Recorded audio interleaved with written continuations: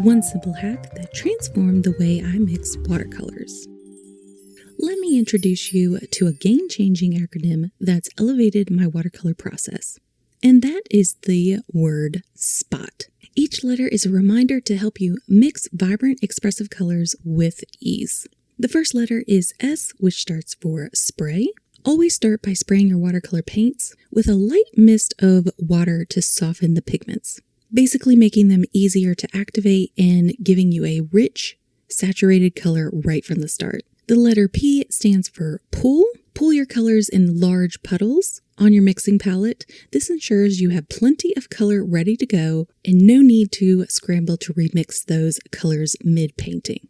O stands for don't overmix. This is a new technique that I've recently embraced, and I have to say I'm actually loving it. Basically, avoid over mixing your colors and leaving your pigments partially blended on your palette. This will create beautiful, unexpected variations on your paper while you're painting, giving you more of that loose, organic results that so many people love about watercolor.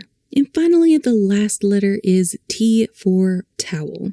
Control is key in watercolor, and it's actually really helpful to use a paper towel, not just to dry your brush, but actually to use it as a tool for controlling the amount of water that you retain in your brush. I like to actually blot my brush, basically give my brush a couple of taps on a paper towel before picking up any type of paint from my palette. This makes sure that I don't have excess water in my brush, thus diluting my colors. And once again, helps me achieve those bold, vibrant strokes that I love about watercolor.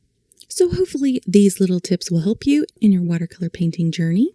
And out of these 4 little hacks, which one did you find the most useful? Make sure to leave a comment down below so that I can respond to your comments. Lots of love, y'all. I will talk to you soon, and happy painting.